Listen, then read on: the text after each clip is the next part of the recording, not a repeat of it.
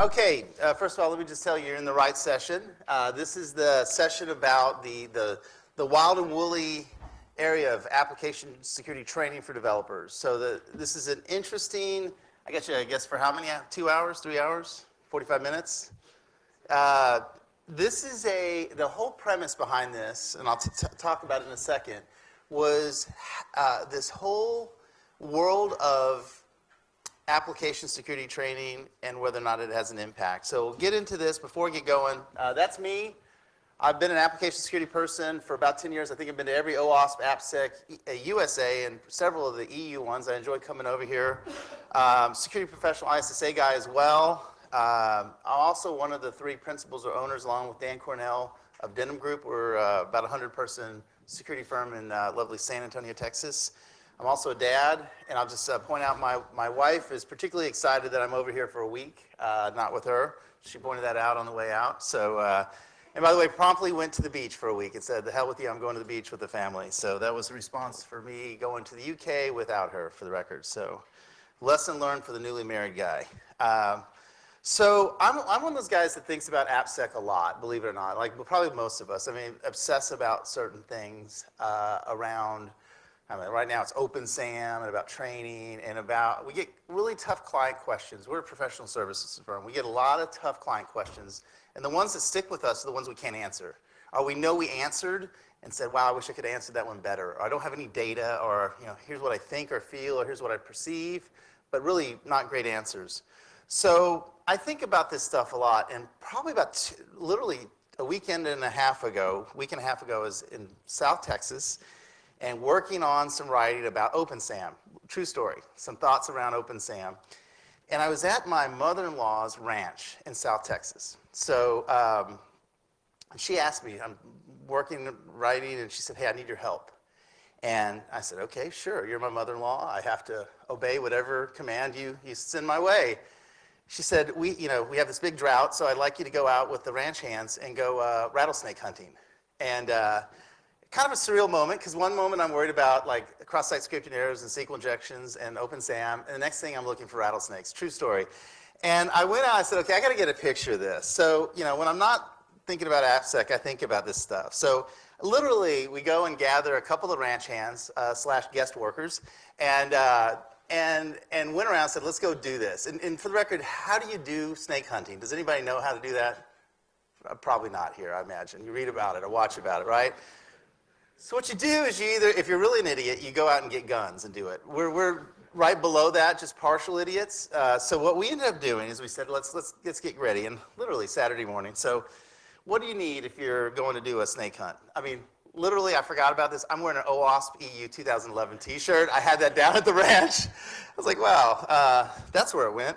I had the t-shirt. You had to have cool hats, obviously. Always important in that part of the country. Snake guards. You can't get those here in a shop, but you get those in South Texas.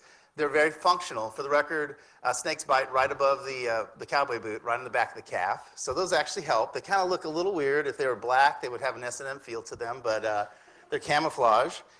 Obviously common gardening tools, very important, because you can kind of hit the snake. And a machete. Now we're getting serious, but what you really need is you need a guy that actually has done this a bunch of times. So that guy is definitely a snake killer and has been very successful. And why do we do this down there? Literally a week before, that was our swimming pool. Somebody heard a little, kind of sound like a zipper sound, opened up the catchment for the swimming pool. There's a baby rattlesnake floating around in there. So after we got that done, went back to AppSec stuff and back to OpenSAM. So just thought that it's kind of a weird, surreal Texas AppSec story for you. I mentioned Denim Group, based in about 100 folks based in Texas. We do work all over, mostly North America, some work over here. Much of what I'm going to talk about today is colored by the experiences we had with training. We're a vendor, and we get asked questions about training, classroom training, e-learning, like, what's the effect? How important is it? If I buy this from you, if I buy X amount of this, will I improve by 50%? And our response, or my response to all these questions involves some type of tap dancing routine, or kind of like, well, look over here, or there really isn't a great answer, and that's the net of it. And at the same time, what really spurred me to start this particular effort was at the same time, Bruce Schneier and then a guy named Ira Winkler got in this nice little blog back and forth about the effect of security training or security awareness training.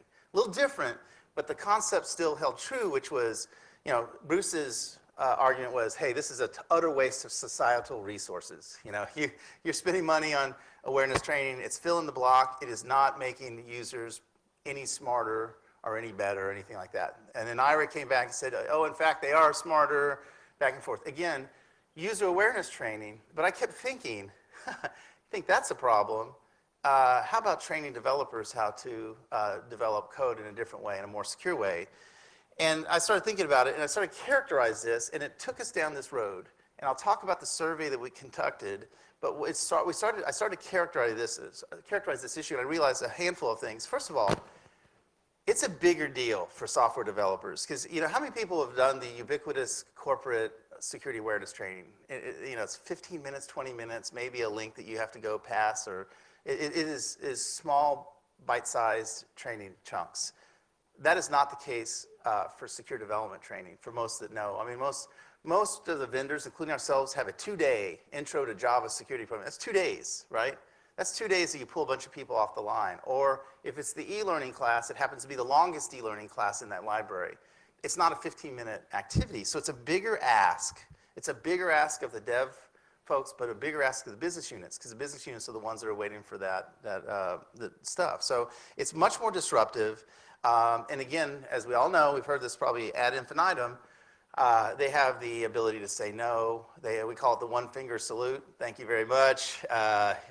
We have features and functionality that we've promised the business unit. It's the ultimate trump card. So first of all, it's not the equivalent at any rate of user awareness training, because it's a bigger deal and takes more effort and more resources. And if you have 2,000 developers, imagine the disruption across the team. So that's one issue. But at the same time, we see organizations doing this over and over and over again. Why? Because guess what? We have folks like the payment council and industry, the payment card industry, excuse me, and mandating it. It's in there. 6.5.a, I think it is, says thou shalt train developers. That, by the way, for the record, drives most bot development. Most development that vendors deliver is driven off of that. I think 85 to 90%, for the record. And why do we know that? We ask that question. Why are you buying this? And they say, oh, because PCI makes me do that. Not because they have to or it's the right thing to do, but because PCI. So it's a little sad story there, but it's true. But that's in there. There's no effort in PCI to say thou shalt go back and validate or verify that there was an impact, that code actually got better, right? None of that. Kind of like the WAFs issue. You have to have a WAF. It doesn't have to be effective. But what I found out as I started to do literature review, and I actually had a graduate student, a computer science graduate student, assist me for about 6 months in this project. So let's go do an exhaustive lit review. And what I found out, number one, is there's very little literature. I mean, Bruce Schneier blog post is literature, I guess, but no scientific, no real academic research in this. And I found out there's very little research, period, in what I'd consider citable or academically cited on HR training. Pick one topic. A compliance around, equal opportunity stuff in the States. Have to treat people really nice. Every company has to do it. They check that little box, but there are very few that have gone back to say, okay, let's see how well people have remembered this stuff, absent of a lawsuit. In a lawsuit, they get those questions in a legal setting, but for the most part, it doesn't get measured. So, and then I found out, workforce analytics in general, there's, so the whole training industry, not just security or AppSec training, the whole training industry, this is a real big criticism of not CIOs, but CEOs and CFOs. That like, hey, that's great, training, it's a feel-good thing, very little impact. So that's the starting point for this analysis. Very little literature, very little precedence. And if I look across the broader workforce and kind of HR world, there's very little there too. So very little cited. On top of it, as we all know, the turnover for software developers is horrific. So in the States, there's actually a group called the Bureau for Labor Statistics. They capture these things, but typical turnover is roughly around 14 to 15% per annum for any company. It's worse within IT. It's about 5 points more, but software development is typically 20 to 30. If you go to the frothier parts of software development, like Silicon Valley, it's closer to 30 to 40%. Some of that's anecdotal, but if you talk to most of the dev managers, it's about 30% in the places like Silicon Valley. My point here is, so not only do we not have much to cite, on top of it, if you trained your developers 2 years ago, it's not the same developers you have right now. Many of them have exited the organization, they've been promoted, they might have moved roles, many of them might have realized that they weren't great developers, they moved on. But that number is typically 20 to 30%. Do that out over 3 years, and you realize, wow, that is a total redo. And we see it as vendors, because we've been in public meetings like this or in conferences where we have a CIO or CISO client get up and say, we've done secure development training. And I'll look at Dan and say, I remember doing that brown bag in 2009 for those guys, for the, for the guys that we all know are no longer there. So in a management standpoint, they remember that and they'll say, oh, we did that. But the point here is, obviously, you've got to do it in a recurring way. So that exacerbates the problem. So let me talk about the research I did. And this was a major effort that started really last spring and then ended about a week before AppSecEU last year when I had to present. I mean, it was furious gathering data. First of all, it made me appreciate a little bit more, or a little bit of Gartner, IDC, Forrester, all those analyst groups that do surveys. Surveying is hard, and gathering data is really hard. And I'll talk about what some of the things we found out about that process that can apply to people within companies. And there are a lot of different things. Excuse me for that. There we go. So the first effort here, let me just talk about the overview of the study itself. It was focused on software developers, not security people, not general users, but software developers. And I said broadly software developers, I mean software developers, QA folks, and architects. We didn't break out, BAs and all the different iterations and types of people, but we just said, here's 3 groups of people that we consider software developers. What we wanted to do was a handful of things, was to measure the awareness of the developers of key concepts in application security, and then whether or not training had an impact. Whether or not there was a before and after, which we found out was very, very hard to do. So we wanted 1,000 software developers. We ended up getting around 600, very US and North American centric, because that's where we're based. And as we found out, gathering these respondents was bloody difficult, let alone trying to do it in Europe or other places. So there's a definite bias for North America. You can read into it what you want. But we wanted to get cross sections of different verticals. And including financial, government, and I will just tell you right off the bat, we had a fairly high sampling of governments here for whatever reason. We had a bunch of state government folks that responded, and also some very large energy companies. Being in Texas, overrepresented, that's where we're from, easier to gather. But we try to get a lot of companies also that were starting an AppSec training initiative. Those are the guys that really were incented to say, I want to know a before and after so I can report back to my boss. So a lot of those companies and organizations, there was a timing issue involved with this too, because we wanted to capture. And of those 600, we got about 100 that we were able to get a before and after. I'll explain again how hard this was. So that was kind of an overview of the respondents' demographics. As far as company size, most people self-identified as software developers. Again, there's no validation of that. Titles mean different things to different organizations. If you notice in the right-hand slide, there's other. We got people wrote down BAs, and we had everybody. We had folks that were in audit, folks that went into classes or took these classes. So this is an imperfect, process. The other thing is, throughout this process, I had 2 political science professors that were coaching me, because this ultimately the survey part of this was a political science kind of a statistical sample survey issue, less of a computer science and security issue. And they said, hey, this happens all the time. And so, as I'll talk about in a second, I'm doing a 2.0 version this summer, and we're going to try to refine so we get less others. That's one of the things that kind of surprised us. But the company size reflected who we were able to talk to. There's some big companies and medium-sized companies, slightly underrepresented in the financial area, and we'll talk about that too as well. Now, one of the interesting things is we had a lot of people that identified that they were in the software field for more than 7 years. That jumped out at me, first of all. We had 600 folks. So, again, it was very difficult to get people to respond. get all these responses back, and I said, wow, that just strikes me as unusual. We look at our development team, we look at most of the guys that we work with in Silicon Valley, and they're all 25, the millennials. Well, we went back and looked at the respondents. Again, we said had an oversampling of government and oil and gas. And guess where the 50-something programmers live? They live in public sector organizations and in oil and gas. How do I know that? Anecdotally, I did a lunch and learn for one of these large state agencies right before that, and I was the youngest person in the group at 48. Shocking. So, I probably, well, I'll just leave it at that. So I knew that anecdotally, and one thing I learned with this survey is, you have more than one anecdote that becomes data, and you can't ignore anecdotes as you're doing this. So that's one of a couple of things that these professors pointed out to me. So a bunch had no previous training, about 168, but then you can see a lot of people did have some kind of training. Now, one thing we didn't capture that maybe I need to in this next go around is how long ago was that training? We're about 2 months into it, and I was like, yeah, that would have been a good one to ask, and kind of hard to ask. So again, this is, and I'll repeat this several times. There's literally nothing else out there along this line. So this will get better over time. But we don't know how long ago. We don't know what that class was. Was it a 15-minute intro? Was it a lunch and learn? Was it a 2-day class that a great vendor taught? Who knows? Okay, so methodology-wise, and I'm going to get to the data here shortly, but this is an important journey. 15 multiple choice questions. I originally talked around and said, well, let's use samples of code, and we can do a before and after, or we could have them identify vulnerabilities or fix things.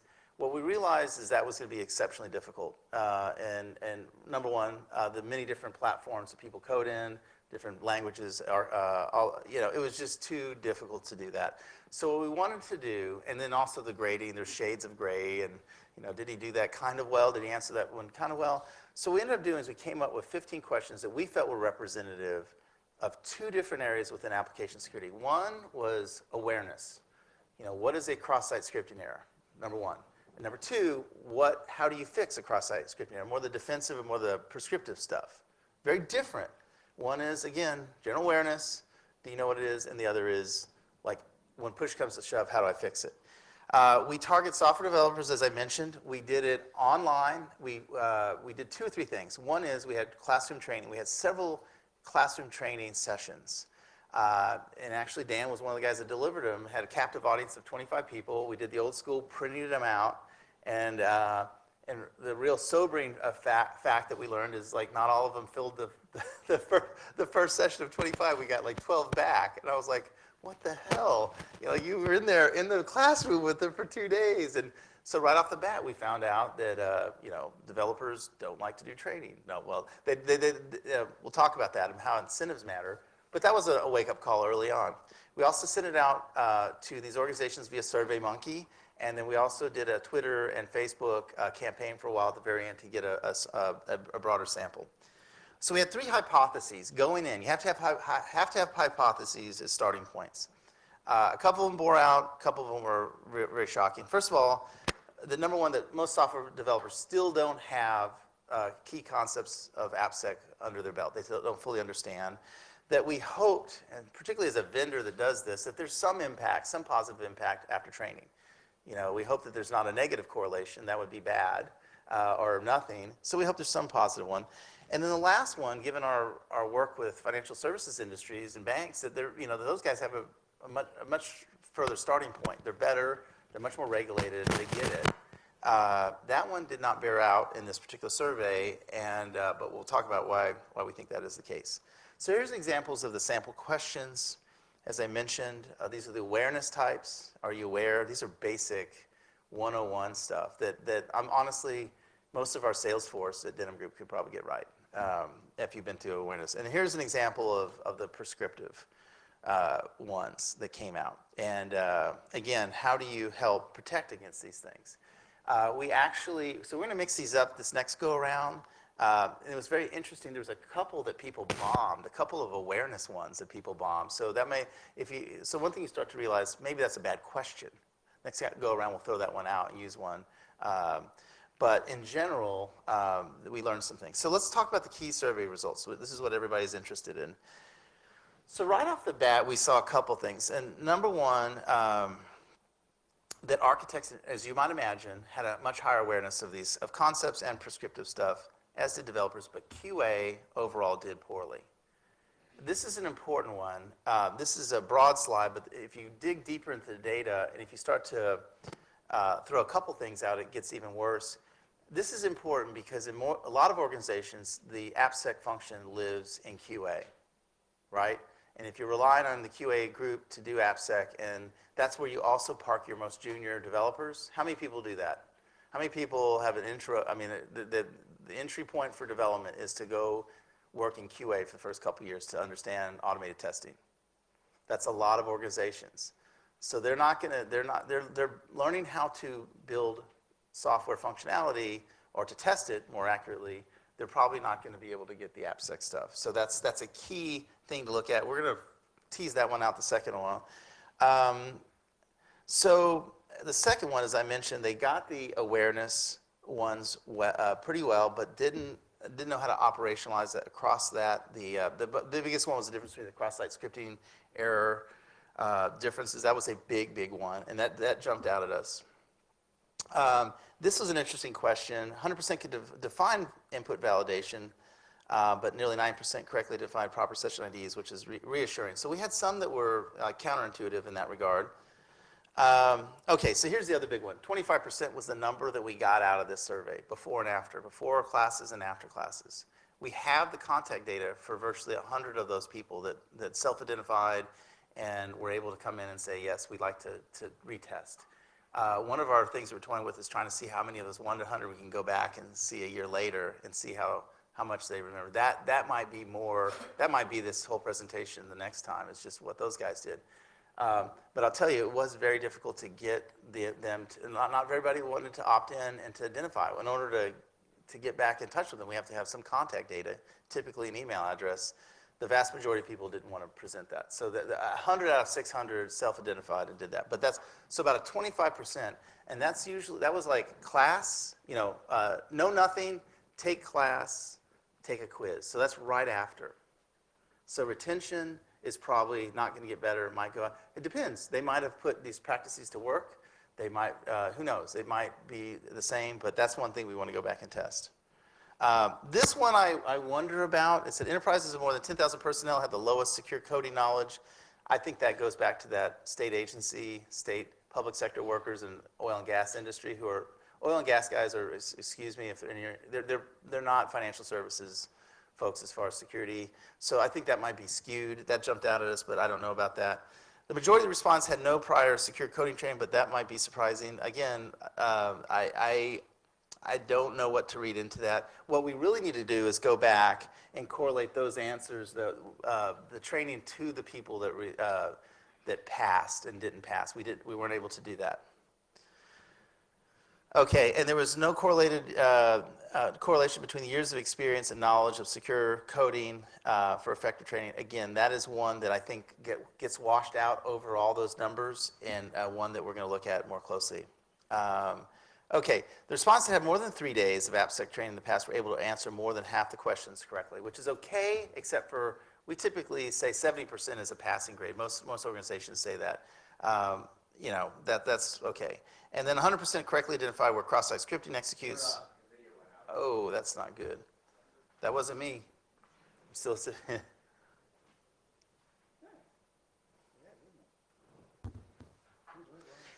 If I can go for 35 hours straight, the AV system should be able to go. Well, let me talk through this while we're doing it. And I'm going to go through, what's that? Like, okay, wow. Okay, so I'm going to just go off tether here.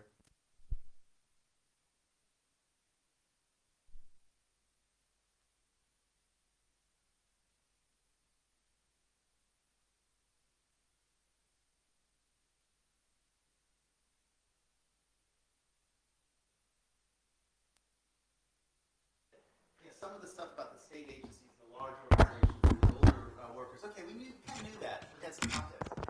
Here's one. All right.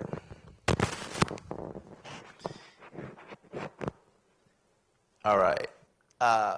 one thing we learned, it wasn't at all in the questionnaire, and we are going to tease this out next time, is how radically different developers learn from the way that companies teach. And what I mean by that is,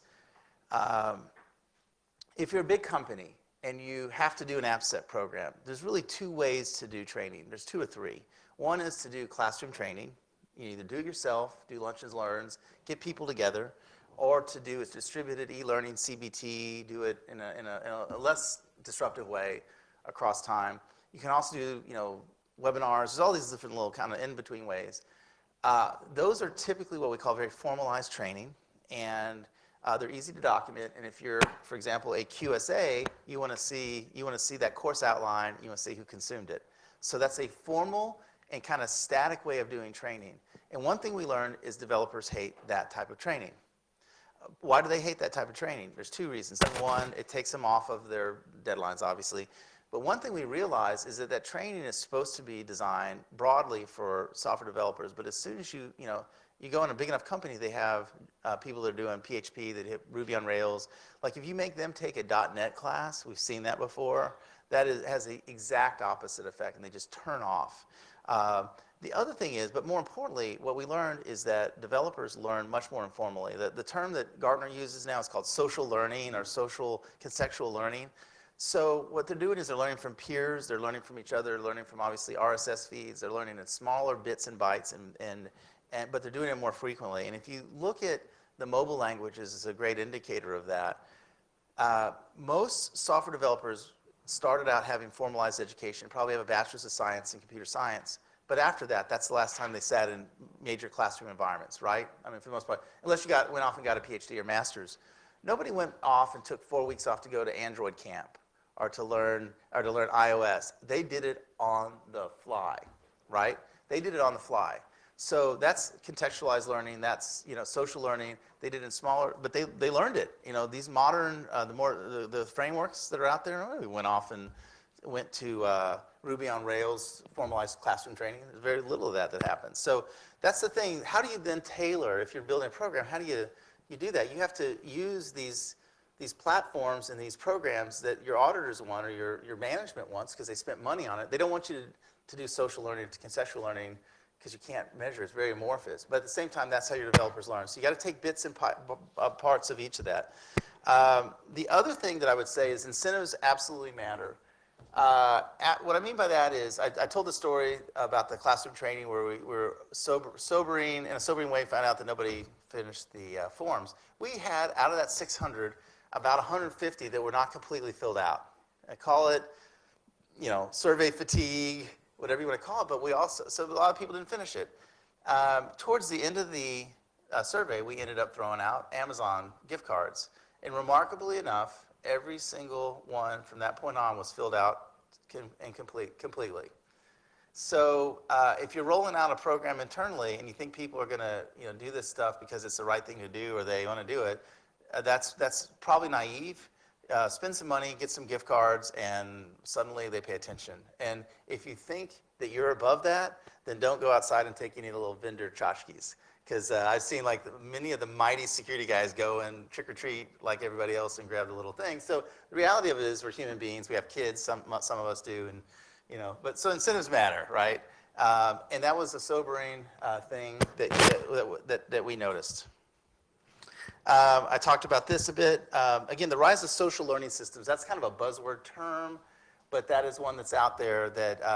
And there's the term learning management system is very much an e-learning thing, but they're all having social network components to them. So if somebody sees a cool article, he can share it across the dev teams and all that. Some of that obviously is done through existing platforms, but corporations are trying to formalize that so that they can measure it a little bit more. Again, on one end, they've got to be able to tell their auditors or shareholders, yeah, we're doing training. On the other end, they don't want to make it drudgery either.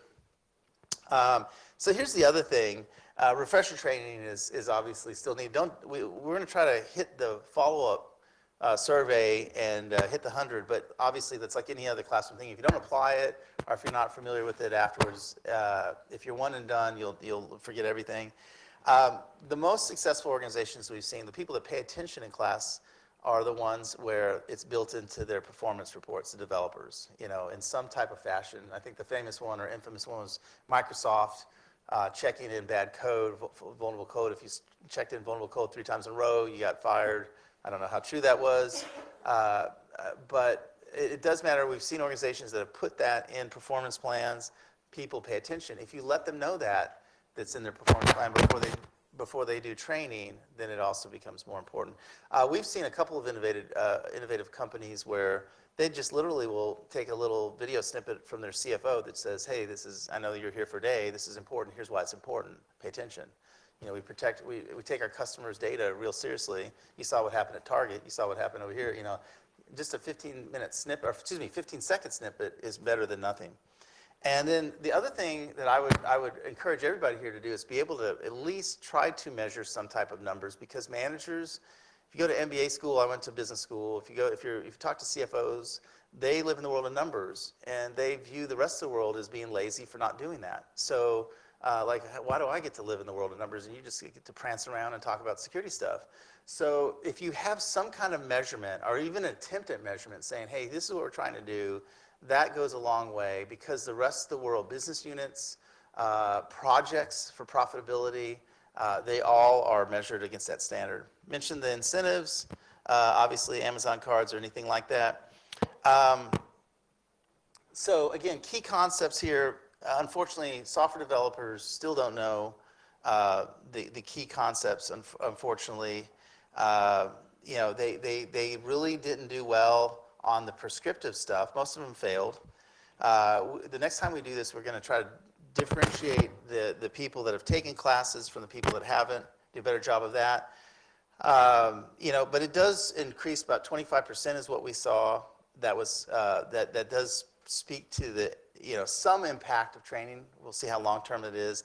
And I think, again, the big one that jumped out at us was the QA one. We did not anticipate that. It wasn't one of our hypotheses, but they really did not do particularly well. And we're going to really spend a lot of time trying to do that. The other one is business analysts, right?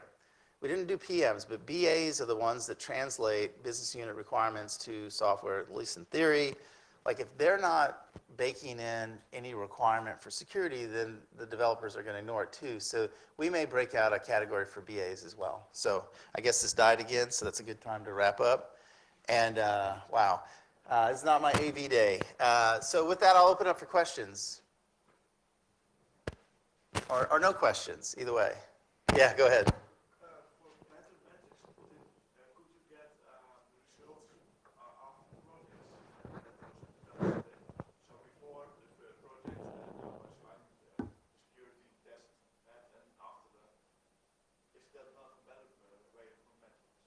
Yeah, that is ultimately, the best way is to look at code, before and after. Are the results per line of, vulnerabilities per line of code. The problem is gathering that data. If I learned anything out of this, is the gathering process for this is very difficult and manual.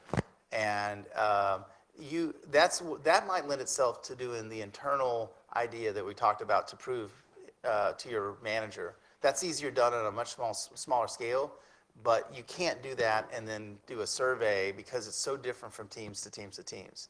So that's where, if you're looking for a way to impress your manager, say, here's what we did it before and after, that probably will carry more weight internally than externally. It's my 2 cents. Yes, ma'am.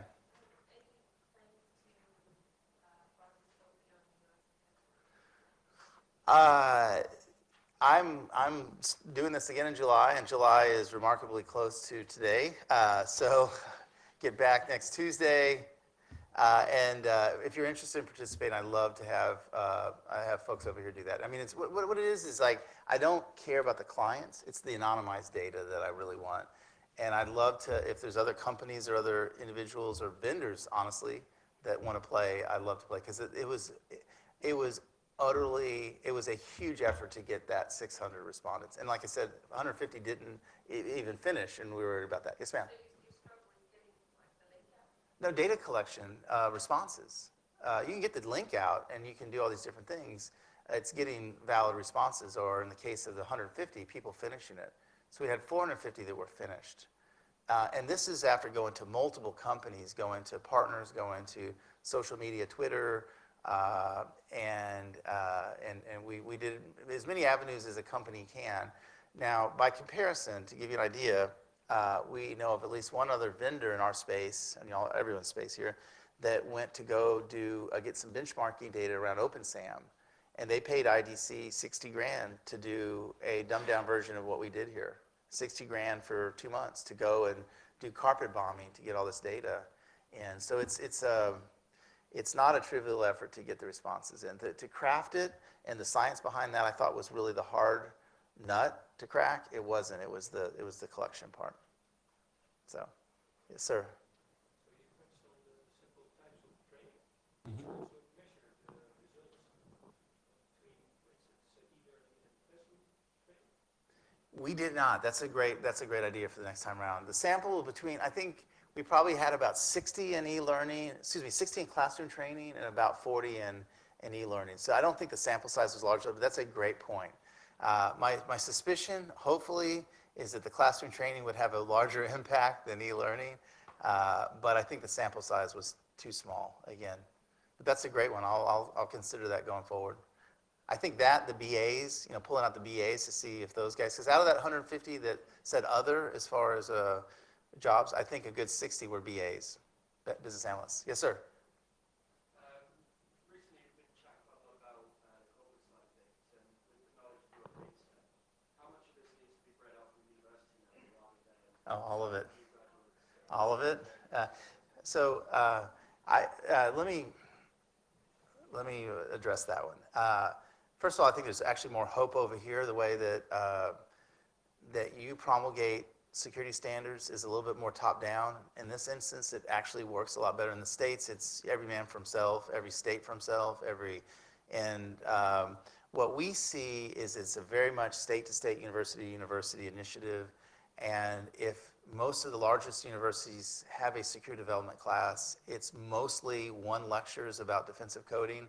The rest are about encryption, because that's what the professor understands. That is the brutal reality. It might be different here. I understand it was a trustworthy software initiative in the UK is an effort to push some of those standards down. Because you have a much more centralized higher education system, more standardized from the central government down, you may have a better chance of pushing that than we do. Ours is all state government, and again, Texas is different from the other 49, and that's where our system fails. Yes, ma'am. I just want to say it's not that centralized. There's one thing about the UK, for those in the UK, is that they're very fierce about their independence. So Oh, defining it was step one, getting it in is step 25. well, that's what I thought on the other side of the Atlantic. At least that's what I was telling. Well, then I probably, that was my perception, assumption. I will say in the States, it's terrible. Like if you're a tenured professor over there, unless you do, I mean, and these guys are comfortable teaching the same topics that they've taught forever. So you talk OWASP and defensive coding, and that I think Carnegie Mellon, I think Purdue, and 2 or 3 other schools, they have what we would consider a secure development class. The rest are some secure system class, and it's mostly encryption and Orange Book or whatever stuff that it's science fiction like and not applicable. Yes, sir.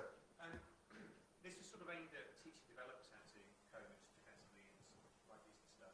Have you any plans to do something similar with test, to actually teach them to think outside the box and basically do effectively negative testing of security rather than positive testing of requirements?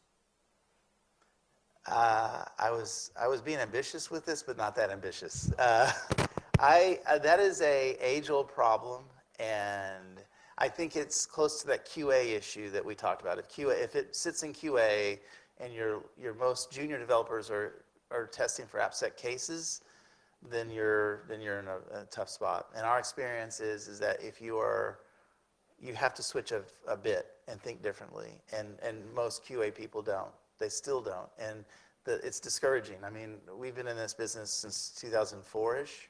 And there's days that we just go, oh my God, we've had no effect.